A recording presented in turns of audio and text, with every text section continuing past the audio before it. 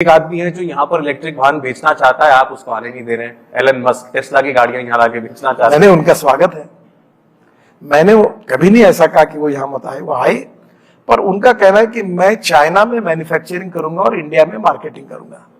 तो मैंने कहा आप एक काम करिए, अब इंडिया में मैन्युफैक्चरिंग करिए और इंडिया में मार्केट करिए। इंडिया ये वर्ल्ड का सबसे बड़ा मार्केट है जो ऑटोमोबाइल का। आपको मैं बताता हूँ, हमारा टोटल टर्नओवर 6.5 लाख करोड़ का है।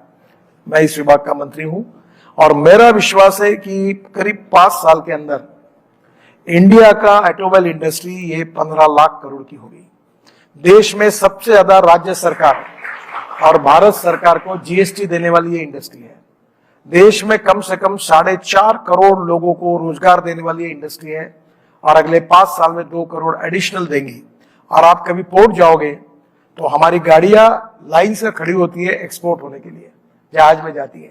और अब कुछ दिन के बाद वर्ल्ड के सभी अच्छे ब्रांड यहाँ है और मैं सब वर्ल्ड के कोई भी नाम लो सब यहाँ है।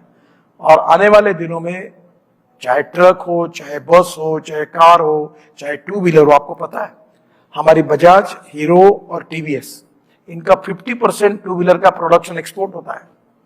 और आने वाले समय में ये देश ऑटोमोबाइल इंडस्ट्री में वर्ल्ड का सबसे बड़ा नंबर 1 मैन्युफैक्चरिंग हब बनेगा वर्ल्ड का, और हमारा पूरा एक्सपोर्ट होगा। और ये इंडस्ट्री हमारे देश के युवाओं को सबसे ज्यादा रोजगार देगी। विपक्ष ने इस बात को उठाया बीच में, राहुल गांधी जी ने मुझे मेरे ख्याल से उठाया था कि आप दावा जो भी कर रहे हैं कि हम हब बनेंगे वर्ल्ड ऑटोमोटिव मैन्युफैक्चरिंग का, अभी कंपनियां छोड़ के जा रही, फोर्ड ने पैकअप कर दिया इंडिया से, तो उसके पीछे उसके अपने कारण थे या हमारे एनवायरनमेंट का कोई दोष था? देखिए, आपको एक बात बताता हूं, कोई कंपनी खुलती है, कोई जाती है, ये बात छोड़ दो। आप ये देखो कि ऑटोमोबाइल ग्रोथ कितना है। पहले 2 व्हीलर कितने बनते थे, अब कितने बनते हैं, अब 4 व्हीलर कितने बनते हैं। सर 3-3 गुना, 4-4 गुना राइज हो गया। अभी ये खेल चलता है। अभी जो बड़ी बड़ी कंपनी थी जो फॉरेन से आई, मैं नाम नहीं लेता ब्रांड के, उनका सेल डाउन हो गया ऑटोमोबाइल में, और जो इंडियन कंपनी थी उनका सेल 5% बढ़ गया। फिर कुछ दिन में उनका नया मॉडल आएगा तो उनका बढ़ेगा, फिर इनका कम होगा। तो ये तो बिजनेस है। मैं आपको एक और ऐसी मजाक, मैंने बहुत अच्छी घटना बताता हूँ। ये सोनोवाल मुख्यमंत्री थे आसाम के जी, तो वहां एक माजोली आइलैंड है ब्रह्मपुत्रा के अंदर, आप बहुत सुंदर जगह है। तो वहां के वो एमएलए के कैंडिडेट थे। मैं हेलीकॉप्टर से उड़ा और वहां गया, तो जाते जाते मुझे बोल रहे थे कि नितिन जी, अब ब्रह्मपुत्र नदी है नहीं, वो तो समुद्र है, उसको ब्रह्मपुत्र कहा जाता है, वो पुल्लिंग ही है क्योंकि वो समुद्र ही है। तो मैंने उन्होंने कहा कि ये ब्रिज बनाओ, तो मैंने बोला ये नहीं हो पाएगा, ये बहुत खर्चा लगेगा ये। तो उन्होंने कहा आप मुझे फिर से चुनकर आना चाहिए, ऐसा आपको लगता होगा तो आपको ये कहना होगा। मैं बोला ये मुश्किल है, मेरे से मत कहो। वो हेलीकॉप्टर उतरते उतरते इतना आग्रह किया उन्होंने, और मैंने सोचा वो चुनाव जीतने चाहिए, तो मैंने बोल दिया कि मैं ब्रह्मपुत्रा पर ये माजोली आइलैंड को ब्रिज बनाऊंगा। दिल्ली आया तो हमारे डीजी को बुलाया, तो उन्होंने कहा साहब इसकी कीमत 6000 करोड़ होगी एक ही ब्रिज की। तो मैं एकदम बैठ गया, मैंने बोला 400-500 करोड़ का ब्रिज है। फिर हमने एक नई टेक्नोलॉजी लाई कि डिस्टेंस बिटवीन 2 पियर जो है वो 30 मीटर होता है, अभी हम लोग 120 मीटर किया है, और उसमें हम लोग स्टील फाइबर कास्टिंग में डालते हैं। फिर मैंने सोचा कि ये कॉस्ट कैसे, खूब वर्क किया, और आपको ताज्जुब होगा कि 6000 करोड़ का ब्रिज 680 करोड़ में बन रहा है। यूपी ब्रिज, हाँ, यूपी ब्रिज कारपोरेशन ने कॉन्ट्रैक्ट लिया और अभी काम शुरू है।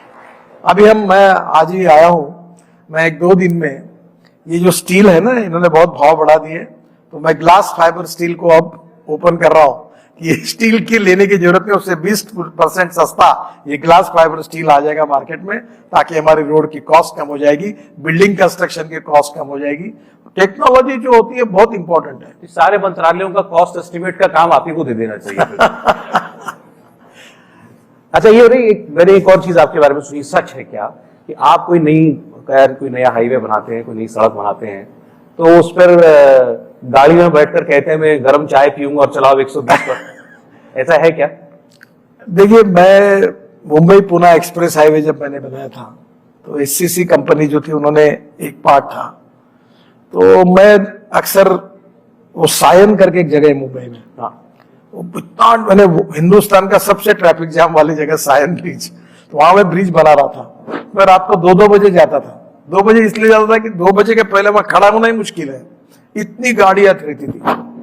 आप कभी मुंबई गए तो मैं हाईवे के बनने के बाद जब टेस्टिंग के लिए गया तो हमारे एमडी जो थे उनको और मैंने एससीसी के एमडी को कहा कि मैं 120 किलोमीटर के स्पीड पर गाड़ी चलेगी, मैं थर्मास से चाय निकालूंगा, चाय इसमें कप में डालूंगा, मेरा एक भी बूंद इधर उधर गिर गया तो तुमको छोड़ूंगा नहीं।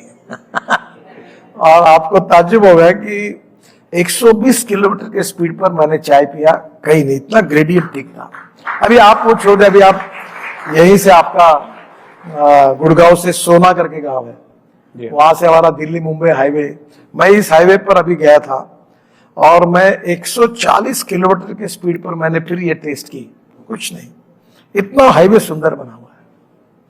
तो ये बिल्कुल बन सकता है। और अभी हम तो गांवरानी लोग हैं, अब वो उसका ग्रेडियंट टेक्निकली गिनने के बजाय ये आसान तरीका है कि पानी निकालो या चाय पियो, अगर हिलता है तो गड्ढे है, नहीं हिलता है तो अच्छा है, यही उसका अनुमान निकाला है। ये मैं लेकिन व्यूअर्स के लिए क्वेश्चन कर देना चाहिए कि मंत्री जी ये काम टेस्टिंग के लिए करते हैं, आपके लिए सलाह ये नहीं है कि आप 140 की स्पीड पर गाड़ी चलाइए। सर ये आपके बारे में लेकिन एक दो शिकायतें हैं कि आप जबरदस्ती करते हैं लोगों के साथ। मैं एक उदाहरण देता हूं कि जैसे अब आपने ये फास्ट टैग का काम किया तो लागू कर दो, लोग अपने आप बनाएंगे, अपने आप चलाएंगे। बहुत लोगों को उसमें बहुत टाइम तक दिक्कत हुई कि उनको वो फास्ट टैग समझ में नहीं आता था या पता नहीं था कैसे मिलेगा, तो उन्होंने दोगुने पे वो पेमेंट करके भी वो चलाया। तो इस किस्म की बातें हैं। अब आप स्क्रैप पॉलिसी लाए हैं तो बहुत सारे लोग नाराज हैं, जिनकी गाड़ी, वो लोग कहते हैं मेरी गाड़ी ठीक है, मेरी गाड़ी में दिक्कत नहीं है, गडकरी जी पॉलिसी लिया है, मेरी चलती गाड़ी बंद कर दी। देखिए मैं आपको तो फास्ट ट्रैक ऐसा है, पहले टोल भरने के लिए लाइन लगती थी। ये जो दिल्ली जयपुर रोड है ना, यहाँ के टोल के तो लोग मुझे बहुत गालियां देते थे, तो बहुत प्रॉब्लम था। अब फास्ट ट्रैक में तुमको रुकना ही नहीं है, वो केवल फटाफट निकल जाता है। 97% फास्ट ट्रैक हो गए, ना पैसे देना, ना रुकना, ना चर्चा करना।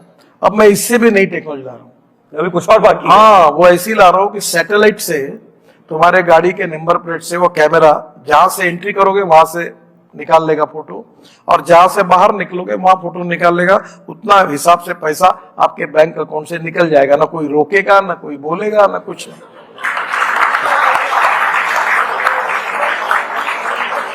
अब मुझे बताइए, एक ट्रक जितना पोल्यूशन कर रहा है, जो 4 नए ट्रक आज के लेंगे वो जितना कर रहा है उतना एक पुराना ट्रक कर रहा है। ये दिल्ली के लोग बैठे हैं। मैं दिल्ली के आजू बाजू में ही करीब, आज ही मैंने आपके आने के लिए मैं करीब 53,000 करोड़ रुपए के काम केवल दिल्ली एनसीआर में कर रहा हूं।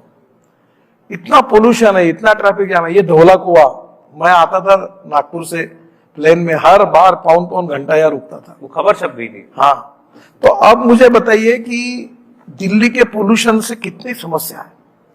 वर्ल्ड के लोग दिल्ली आना नहीं चाहते हैं, और आज पोल्यूशन के लिए हमको 2 चीजें महत्वपूर्ण है। पहली बात कि हमको रोड तो अच्छे बनाने होंगे, दूसरी बात पेट्रोल डीजल से मुक्ति लेनी होगी। और इसलिए मैंने ट्रांसपोर्ट मंत्री होने के नाते ethanol, methanol, biodiesel, bio CNG, electric, hydrogen, मेरे पास ग्रीन हाइड्रोजन की कार है, और मैं ये सब एक्सपेरिमेंट करके ये फ्यूल को मैंने 2004 से कोशिश कर रहा हूं कि इस देश का किसान अन्नदाता नहीं ऊर्जादाता बने। अब मुझे बताओ, दिल्ली के प्रदूषण के कारण मैं जिम्मेदारी के साथ कह रहा हूं कि दिल्ली के लोग जो डॉक्टर के लिए और मेडिसिन के लिए जो पैसा देते हैं, उसका 50% कारण दिल्ली का एयर पोल्यूशन है। और इसलिए एयर पोल्यूशन को कम करना होगा तो 15 साल पुरानी टेक्नोलॉजी। अब मुझे बताओ, उस समय की ट्रक, उस समय की कार, उसका एवरेज और इस समय की टेक्नोलॉजी में जमीन आसमान का फर्क है। और इसलिए जब आदमी का भी लाइफ होता है, अब मुझे बताइए, जो एंकर आज टीवी पर काम कर रहा है वो 80 साल का होने के बाद कोई एंकर दिखता है क्या? आप हमारे लिए कोई स्क्रैप पॉलिसी मत लाइएगा।